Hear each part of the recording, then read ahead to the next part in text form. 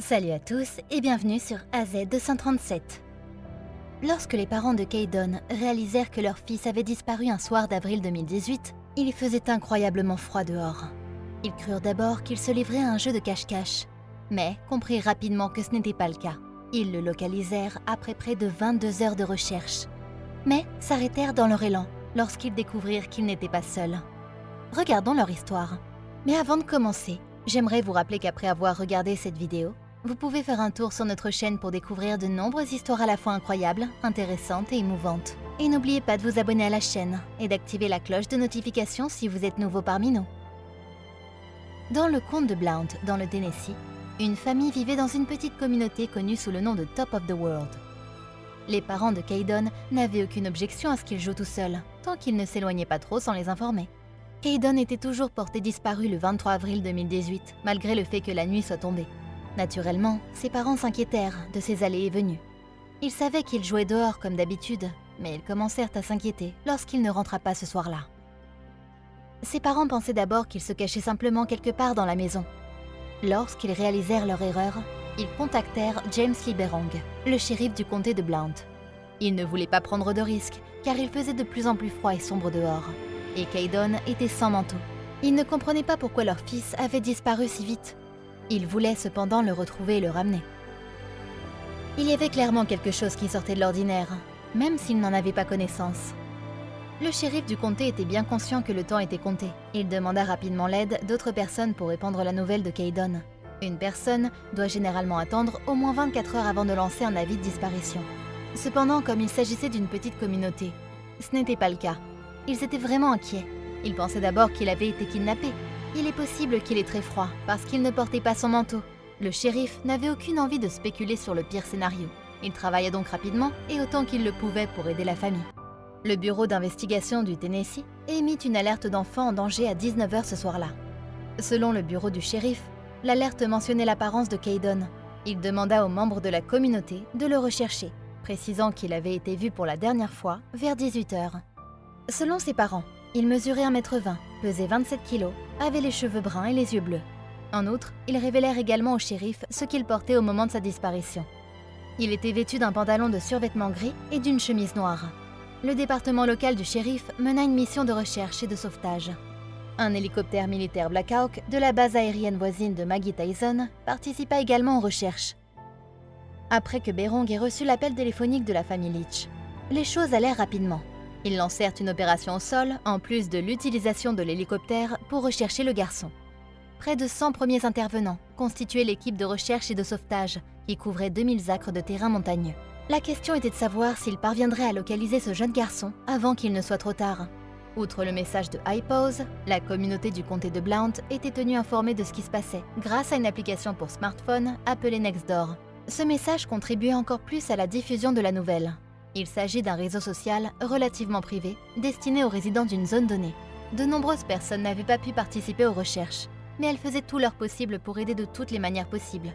L'un des bénévoles locaux déclara à la WVLT News « Nous sommes une communauté très soudée. Nous essayons d'aider tout le monde. J'ai reçu un appel téléphonique pour m'informer de ce qui se passait. J'arrivais en haut de la montagne après le travail. Je fonçais et je faisais tout ce que je pouvais pour aider. Tout le monde aidait à faire passer le mot sur cette histoire de dernière minute. » L'organisme Tennessee Endangered Child Alert partagea également une photo du jeune homme sur Facebook. Il décrivait également son apparence et les circonstances de sa disparition. Le message fut également publié par WBIR Channel 10. Le message fut partagé plus de 2000 fois et suscita plus de 350 réactions après avoir été mis à jour avec des informations supplémentaires. Les recherches de toute la communauté se concentraient sur l'endroit où se trouvait Caden. La nouvelle se répandait comme une traînée de poudre. Malgré tous les efforts déployés et l'aide des bénévoles locaux, les recherches ne donnaient rien. Les chercheurs ne réussissaient pas à localiser le jeune garçon. Il faisait nuit et froid à ce moment-là. Le temps passant et personne n'ayant retrouvé le garçon disparu, les autorités avaient de plus en plus peur qu'il tombe malade s'il n'était pas retrouvé rapidement. Dans son cas, le temps était mortel, car il ne portait pas de vêtements chauds. Cela les incitait à agir plus rapidement.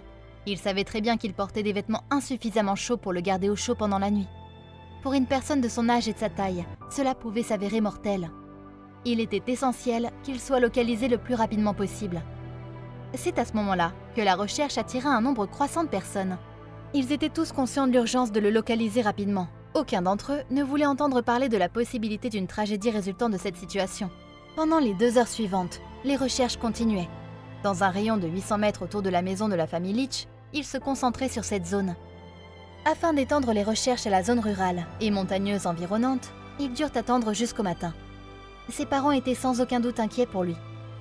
Ils étaient nerveux, effrayés, et même coupables de l'avoir laissé jouer seul dehors.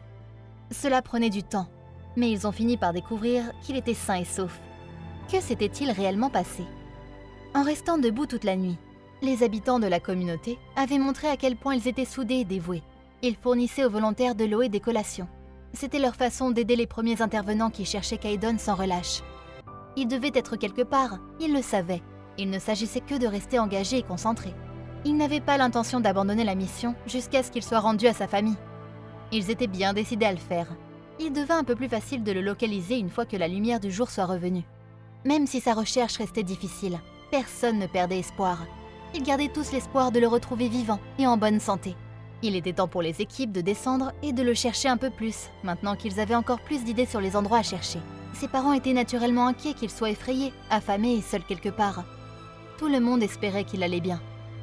Comme il était possible qu'il soit tombé ou qu'il se soit noyé, des équipes de recherche se sont rendues au lac pour le chercher, mais elles n'ont rien remarqué.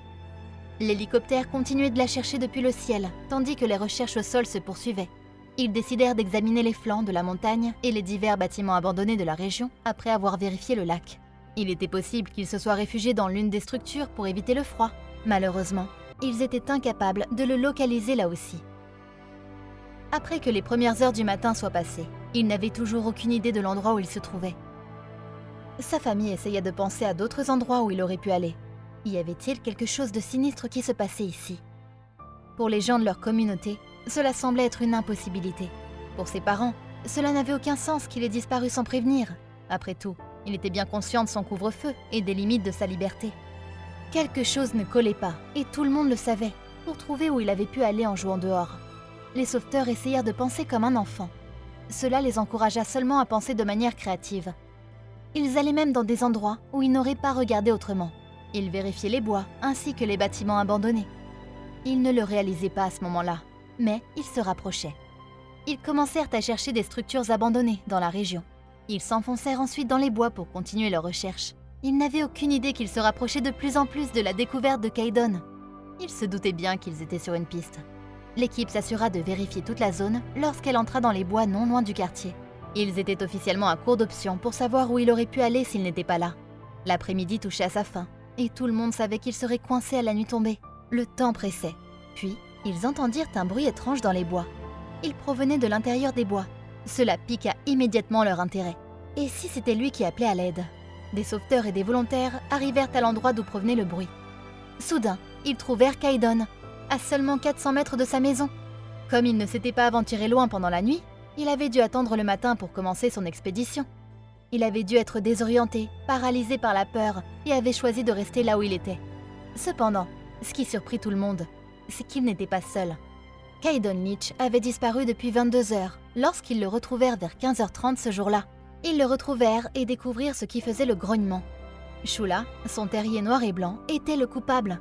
Le chien grognait en direction des sauveteurs lorsqu'il s'approchait de Caïdon. Il s'agissait donc d'un protecteur, déclara le chef adjoint du BCSO, Jeff French, dans un communiqué. Shula faisait tout ce qu'elle pouvait pour garder Caïdon sain et sauf pendant toute la nuit, où ils étaient dans les bois.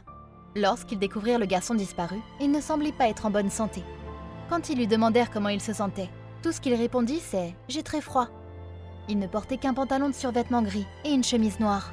Cela expliquait qu'il ait eu froid cette nuit-là. De plus, sa peau était violette et froide. Ils l'informèrent qu'il le transporterait en lieu sûr.